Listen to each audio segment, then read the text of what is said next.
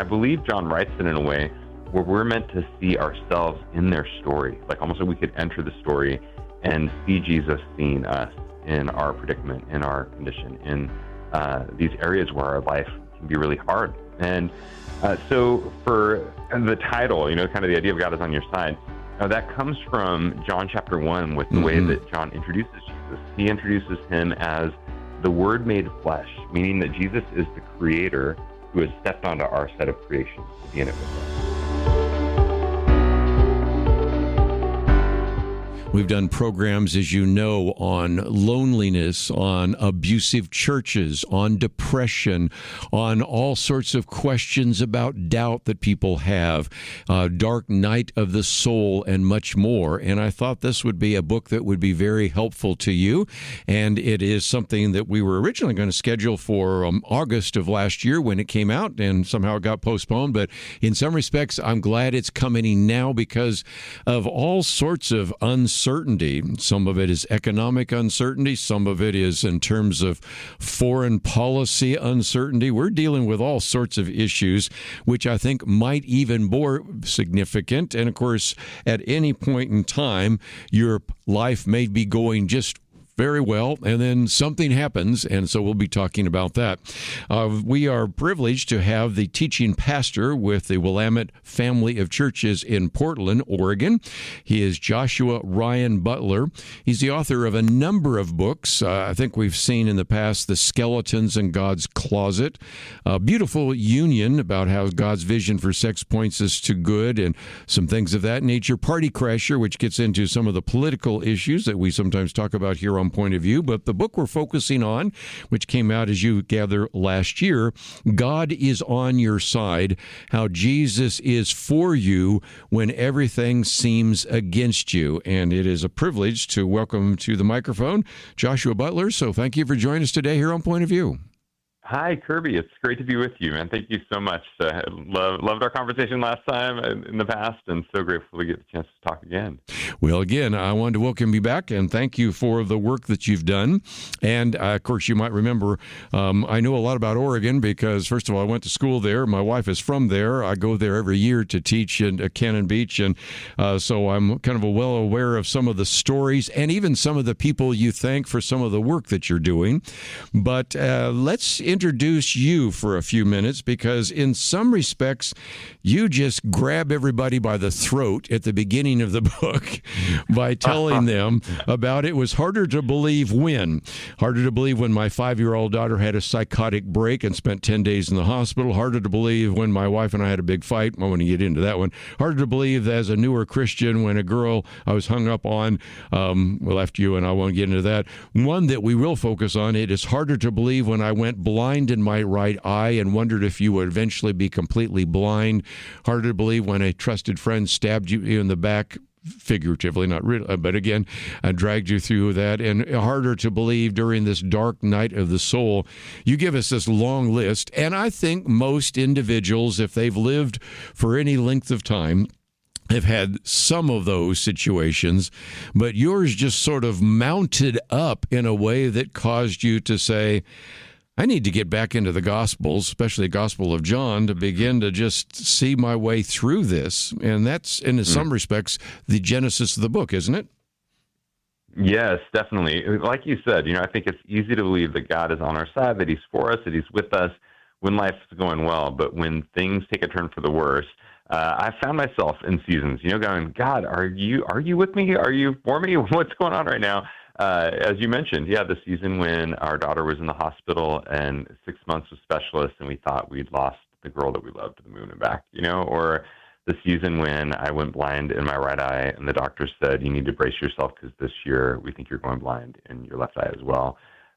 Or just, as you mentioned, a variety of seasons where I found myself going, man, I really want to get back to the Gospel of John. It's my favorite book in the Bible. For many people, because I feel like we just get such a clear picture of Jesus and these one-on-one encounters that people are having with Jesus. And I believe John writes it in a way where we're meant to see ourselves in their story, like almost like we could enter the story and see Jesus seeing us in our predicament, in our condition, in these areas where our life can be really hard. And So for the title, kind of the idea of God is on your side, that comes from John chapter 1 with the way that John introduces Jesus. He introduces him as the Word made flesh, meaning that Jesus is the creator who has stepped onto our side of creation to be in it with us. That for those listening, and when you're in a testimony, Jesus is God who has stepped onto your side of creation in Christ to be with you in it. He introduces Jesus, John does, as the Lamb who takes away the sin of the world, meaning that Jesus is the innocent one who steps onto our side on the cross as the guilty to fight for us. And he's not letting us go without a fight, and he also describes him as the ladder connecting heaven and earth, echoing Jacob's ladder in the Old Testament, meaning Jesus is the ascended, victorious Savior who brings his side of heaven to our side of earth in us and through us through his Spirit. And so throughout the Gospel of John, he launches with this intro, but I believe the invitation of John's Gospel, the invitation of the book, and the invitation that I've now experienced in my life in just a powerful way has been the God who encounters us in Christ, who enters on to our side to be in it with us, to fight for us, to bring his presence in us and through us into the world.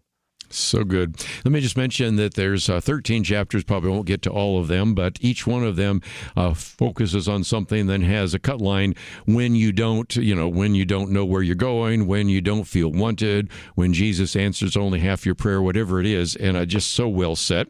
But let's, if we can, start with one, and that is set the GPS when you don't know where you're going, and that has to do with the wedding at Cana. And if nothing else, here Jesus is certainly encouraged by his mother to provide a miracle, but very early on you remind us of something else, and this is something that I only noticed later on when I was teaching through that. If you talk about filling up these stone water jars, these are huge, and if you've ever been to Israel or seen pictures, you realize that each one of them probably held about 150 gallons. So you add all this up, and I like you did the math. I wasn't very good at this. That's 750 bottles of wine at a party, and you call it the rivers of wine. So I'd love to address that for a second, but then you talk about the seventh vessel, because the number 7 shows up a lot in your book, doesn't it? Yes, definitely. Yeah. So this is his first sign, his first miracle in the Gospel of John. And he turns water into wine. And as you mentioned, he makes a ton of it, like 750 bottles. So what's going on? Jesus, why this first thing? Well, I think that we miss it if we think this was only good news for them back then. It was just kind of a party trick, like a magic trick, like, look what I can do. That I believe what Jesus is doing, he is actually giving us a picture of his resurrection kingdom, like the kingdom that he has come to bring in its fullness, the wedding feast of the Lamb.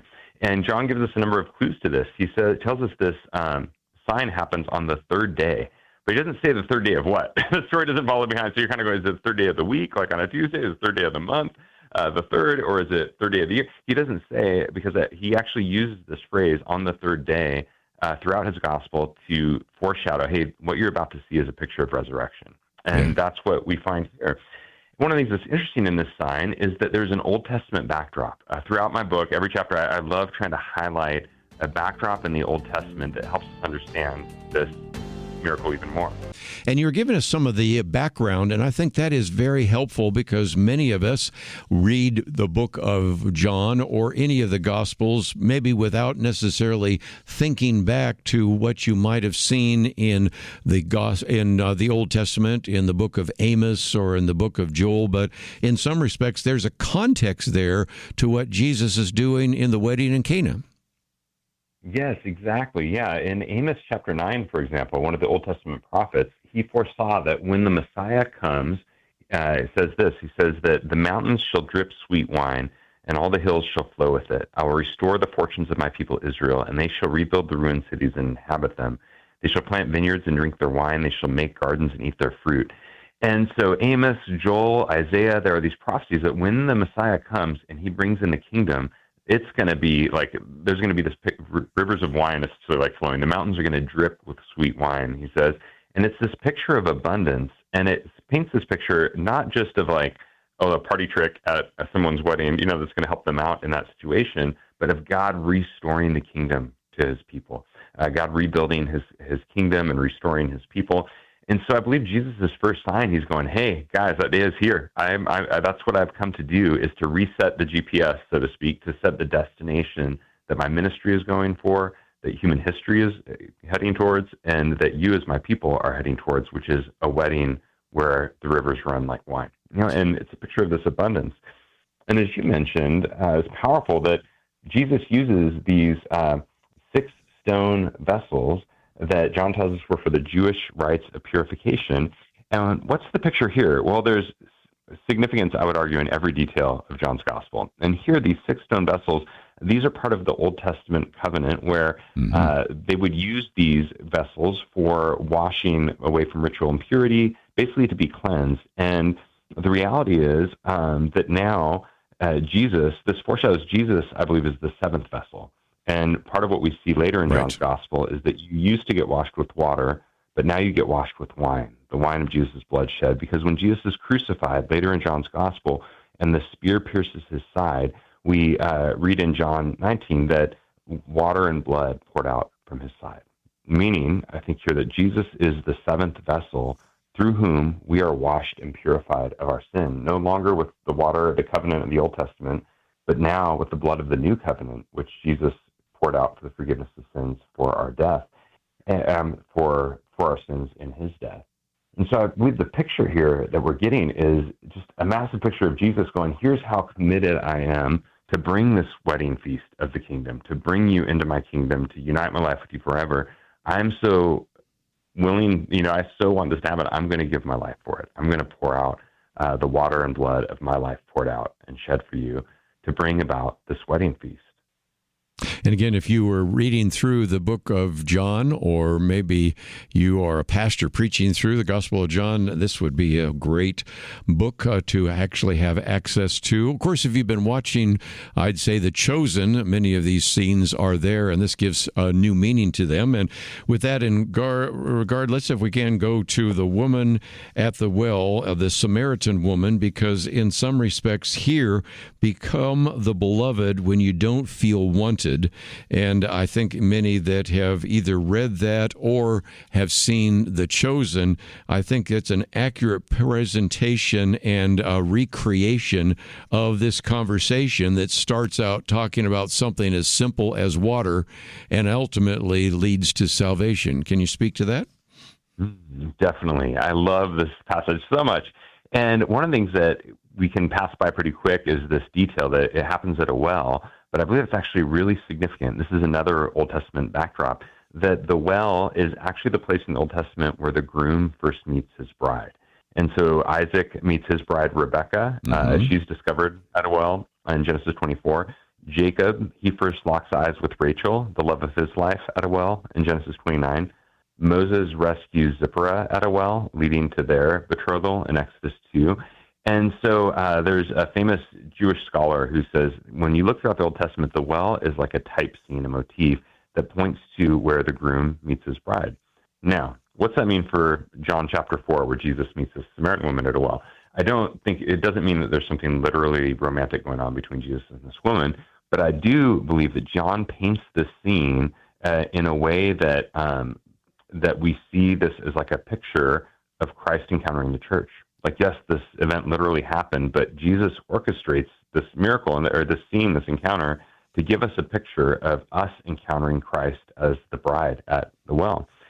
And so if you go to that Old Testament backdrop, 5 characteristics that are interesting about that scene is in the Old Testament, the future groom journeys to a foreign land, and there he encounters a girl at a well. Both of those things happen here in John, the way John describes the scene here.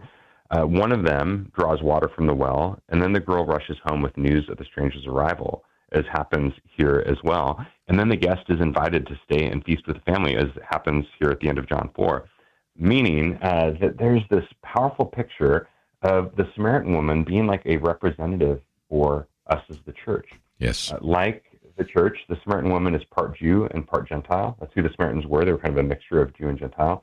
And the church being both Jew and Gentile is a major theme in the New Testament. Like the church, the Samaritan woman's kind of from the wrong side of town, and we encounter Jesus as one who similarly has journeyed from a distant land, from heaven to earth, to meet us and encounter us and find us. And so once more here, we find this powerful picture of the God who is on our side, who crosses from heaven to earth and goes to the wrong side of town into Samaria, who is bringing together Jew and Gentile. He's doing it all to bring us back together and unite us in life. Great image. Wrong side of town, wrong side of the country, and Jews would never go to Samaria, but nevertheless. Well, I'd be remiss if we didn't talk about the fact that you were going blind in March of 2020, which is certainly something you talk about in chapter 4. Endure the hardest miles when Jesus answers only half your prayer, because what it sometimes means is, instead of what if, to even if. And I'd love to have you share part of your story, because it also fits very well with one of those great miracles in the Gospel of John. Definitely. Yeah, so with my eyesight, I had a gray patch of blur, some blurriness in my vision. I went to the doctor, and he's like, I think it's just cataract. We'll remove your lens on your eye. And so I had surgery, got out, and I'm like, the gray patch is still there. And long story short, they discovered there was a problem on my retina, the back of my eye, and basically I went blind in my right eye. And they said, hey, you need to brace yourself. Depending on causation, what's causing the problem, this is most likely coming for your left eye as well. And so you need to prepare yourself that you're likely going blind this year. And that, man, I suddenly had all of these fears begin to surface, like, what if I can't see my kids' faces growing up as they get older? What if I can't read and write, which are two of my favorite activities? What if I can't preach and teach, do my job at least the way I currently know how? It was really unsettling. Yes. And there was this fear of, oh my gosh, God, what is happening? Where are you? What's going on, God? And it didn't escape me either, the irony that I lost my vision in 2020. But I found myself going, okay, how, God, how do I navigate this?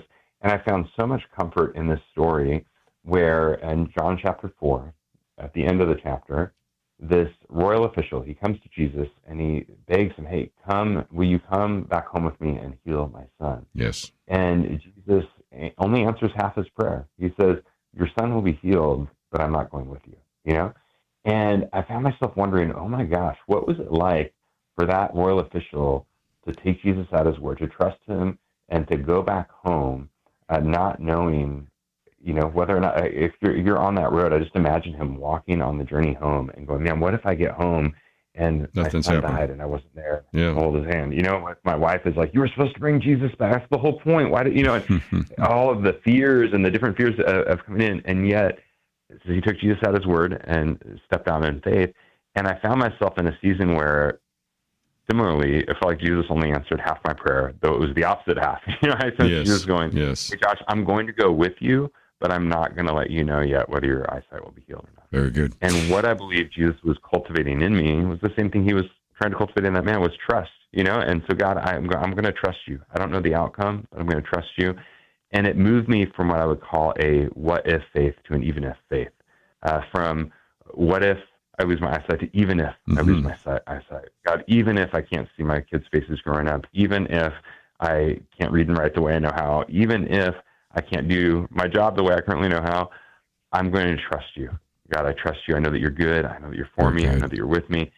And God began cultivating the deepest intimacy of my life with him. My theme verse became from Job, though he slay me, yet will I trust him.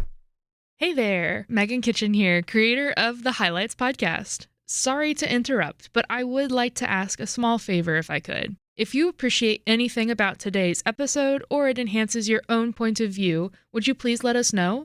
You can do it easily by sending an email to podcastcomments@pointofview.net. When you email us your feedback, it helps me to create more episodes based on topics that help you and your friends discern a biblical perspective on the world. So, penny for your thoughts? Again, that email is podcastcomments@pointofview.net. Now, back to the episode. We have a couple of links. First of all, to this book. If you can't find it in your local bookstore, published by our friends at Multnomah, you certainly can get it there, paperback or Kindle. But we also have a link to JoshuaRyanButler.com.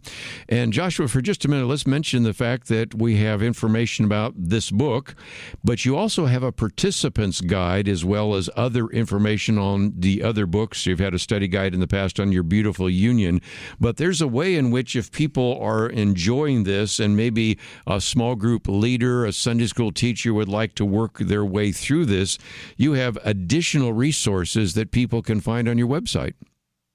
Yes, thank you, Kerby. Yeah, the Participant's Guide is a great resource if you want something to go a little deeper devotionally. It's got great questions for studying the passage devotionally yourself as you work through the book, as well as group discussion questions. So if you're part of a Bible study, small group, you want to work through the Gospel of John together, it's got questions you can reflect on before you gather and then when you gather to help guide the discussion.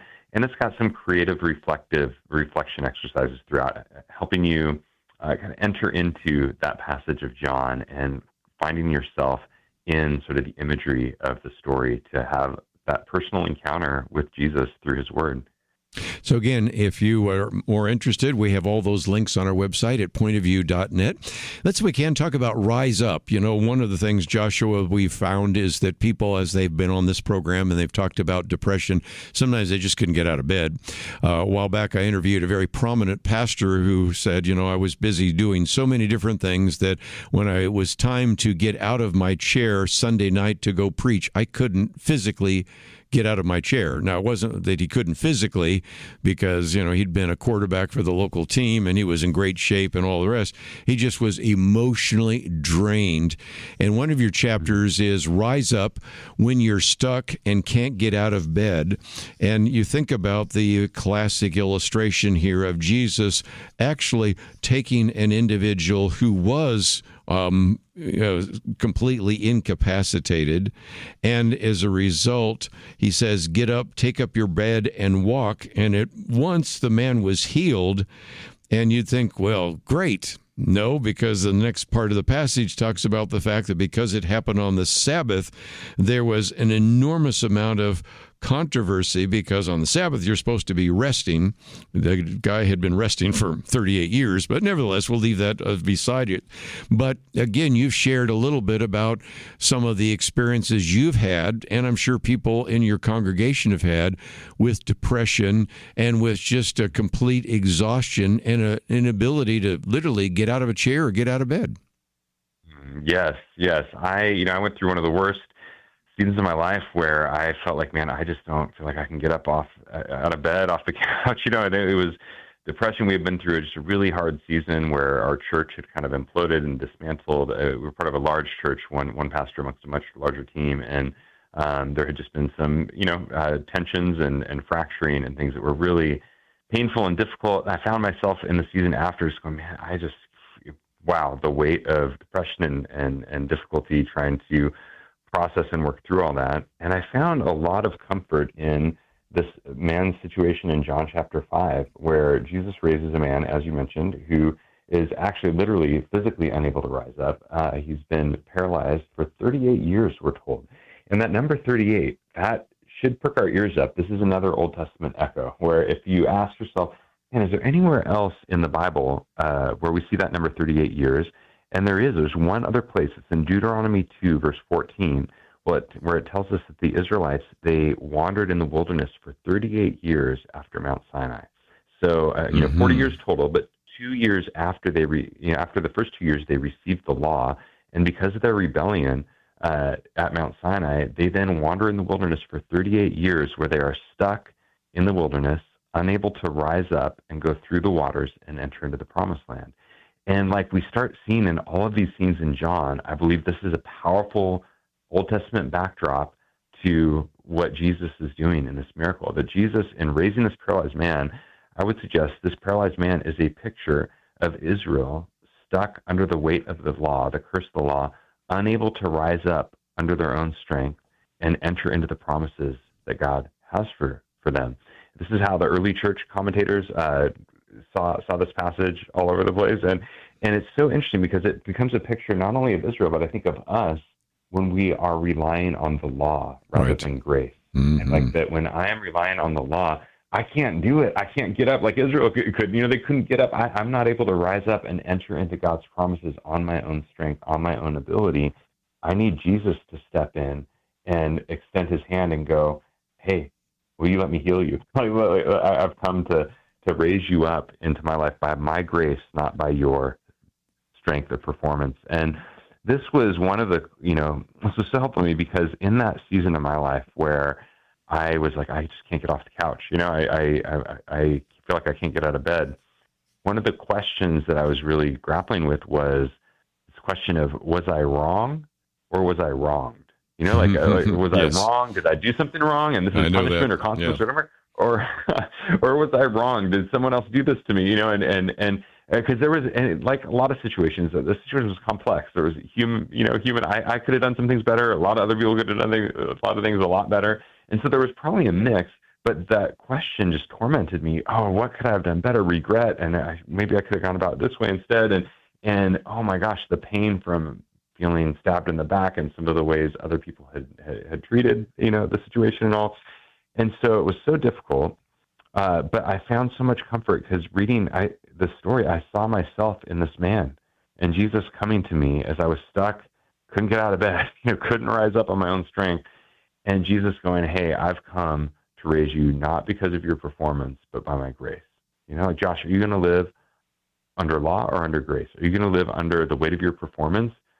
Because you're not going to be able to be good enough or bad enough. That's not the driving factor here. The question is, will you receive my grace that is coming to raise you up and bring you into my promises by my strength rather than yours? Great insight there as well.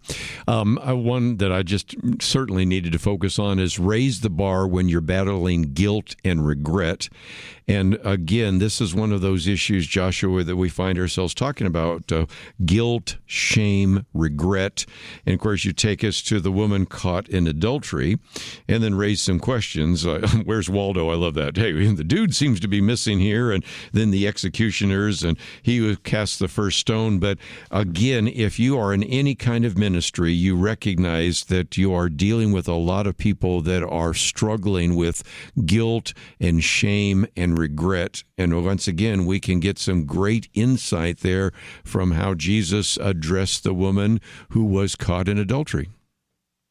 Yes, exactly. I love the story. And one of the things I think, an approach some people take to the story that I think can be a bit of a mistake is a lot of people can kind of read this and kind of go, I think Jesus is just, he's lowering the bar. He's kind of going, you made a mistake, and so let's just kind of go easy on you, right? Mm-hmm. And what I believe Jesus is actually doing in this sort of how he addresses the situation with the woman caught in adultery, he doesn't lower the bar so that the woman can jump over it.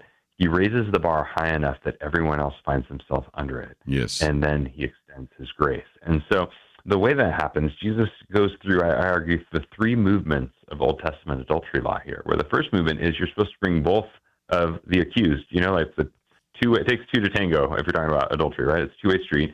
Mm-hmm. And we notice, though, that the guy's not here, and he's supposed to be according to Old Testament law. So I think Jesus implicitly confronts this, kind of going, where's Waldo? And the second piece as well is the first stone. If someone's throwing the first stone, that was an Old Testament phrase that had to do with the witness who saw the act. And the reality was, if you accuse someone, but it turned out that you had improper motives, like you had set them up, or this was libel, you were falsely accusing them, then you could be liable for the same punishment you were threatening that they might receive. So when Jesus says the person without the first stone, I don't think he's just saying anybody here that's never done anything wrong in their life. I think he's saying let the person who witnessed this be the one to put their name on it. And there's a weight that comes with that. If you're going to be the first person to throw the stone, it's a lot easier to join the mob once everyone else is going. But it's the harder thing to get the thing started, and especially if you get caught doing something wrong in the affair, and you might get it too. And so there's that. And so in doing this, Jesus, kind of walks through the first two movements. And then when he gets to the third movement, there's an Old Testament echo. Famously, Jesus bends down and he writes in the dirt. And people are always going, oh, I was wondering for a long time, what does he write? It doesn't say what he writes in the dirt. This fascinating Old Testament background in the book of Numbers called the trial of jealousy, where the suspect, if someone's suspected of adultery, they're brought before the priest at the temple. And here, Jesus is in the temple courts with this woman, and he's been presented with priestly language in the surrounding passage. Well, the priest would then write the curses of the law for adultery, like in the dirt, and would sweep it into a cup with water. And Jesus here, he's writing these curses in the dirt, and he's just been described as the living water just before this. And then the curses were mixed with the holy water in this earthen vessel, and there was a grain offering of barley that was burnt. And Jesus has just been described as the bread of life in the miracle with barley bread shortly earlier as well. And finally, the accused would drink the bitter water, similar to how this woman is now facing the reality of what she's done before Jesus, the bread of life, the living water, and who's just written in the ground, and it would surface their guilt or innocence. And so what's so powerful here is I don't believe Jesus is lowering the bar. He's kind of raising the bar in this situation, walking through adultery law, and it surfaces her guilt. He doesn't say, all right, it's not a big deal. He says, has no one condemned you?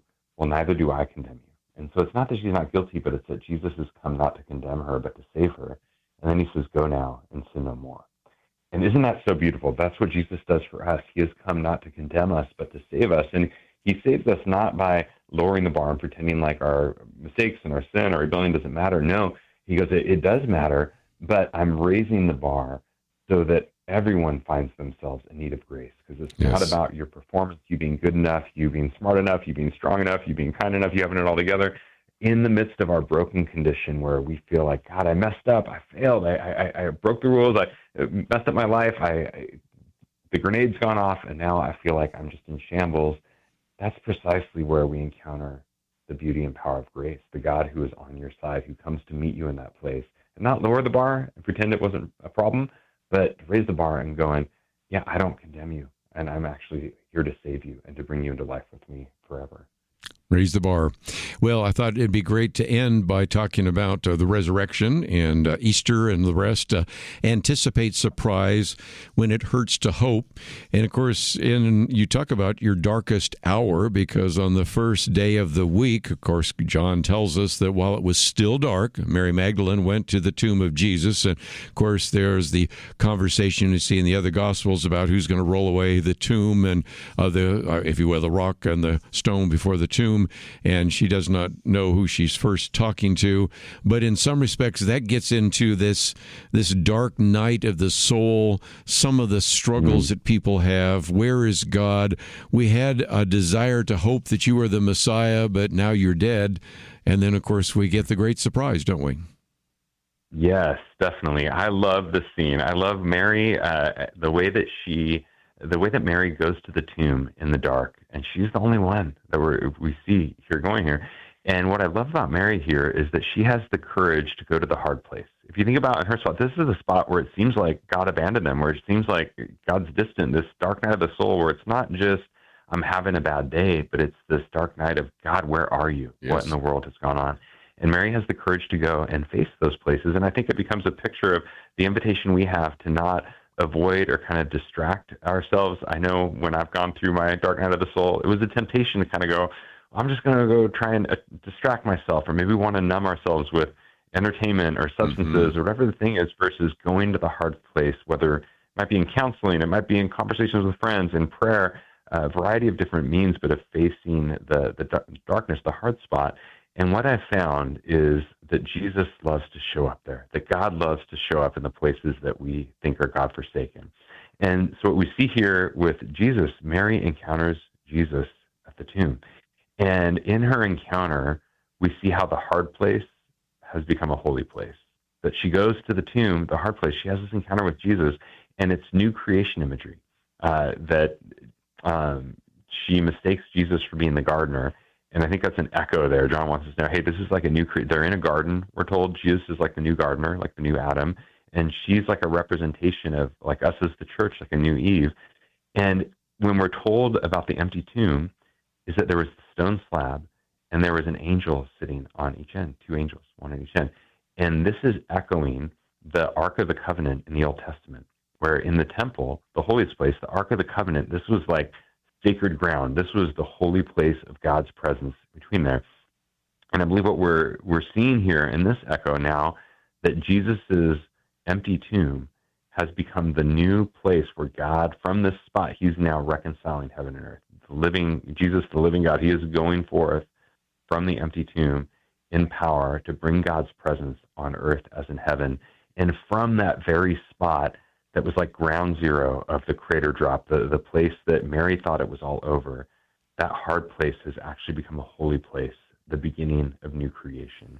And I believe similarly, that's on this macro, amazing cosmic level, but even on a much more micro in the intimate personal areas of our lives, I do believe that when we have the courage to go to those hard places where we've got tough experiences, tough questions, God, where are you, friend? I don't know, but we don't ignore or avoid or try and distract ourselves, but we can go to those places that I believe in time we can anticipate surprise there, that God loves to, in time, show up and reveal himself in some ways, often most powerfully in those areas that are some of the most painful in our lives. Those are the places that he can bring some of the deepest transformation, the deepest experience of his presence. The joy that Mary describes when she sees Jesus in the scene, it's overwhelming, and I believe that through the gospel, we can experience that kind of joy too when we encounter Jesus in the hard places of our lives, that he, through his resurrection power, he is able to turn into holy places of encounter with him. Well said. Let me just mention that before we run out of time, that we do have a link to JoshuaRyanButler.com. And you have, of course, your book and also a participant's guide. And how can people maybe use that? Because it seems to me that you've got a great resource here that you could certainly be teaching through, but certainly you have some other things where people can go deeper if they would like to do so.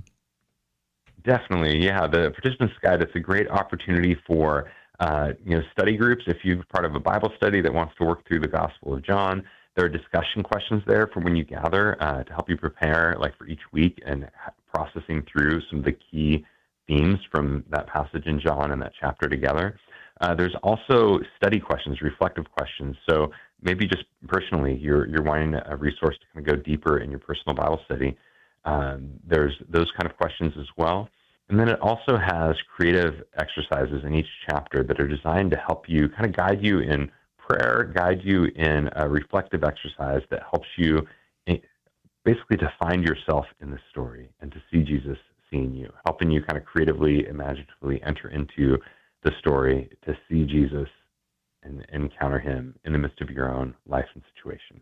Let me just mention again, we have a link to JoshuaRyanButler.com. And of course, we talked with him in the past about the Party Crasher, which is how Jesus disrupts politics as usual and redeems our partisan divide. This one, of course, is God is on your side. And Joshua, appreciate the work that you've done in these various books that you've written. And I thank you for spending some time with us today here on Point of View. Thank you so much, Kerby. I really appreciate the conversation. Well, let me again mention that this book is one that I think you could certainly use in your own personal study. But for those of you that have a small group or a Bible fellowship, I would recommend it as well. And of course, there are additional resources, study guides, and other things that you might want to check out. So all of that is available at our website at pointofview.net. Thanks for joining us. And I hope you again have appreciated all that we've talked about today. And don't forget that if you would like more information about what we're talking about, you can find it at the website pointofview.net. That's all we have for today. We look forward to seeing you next time right here on Point of View Highlights.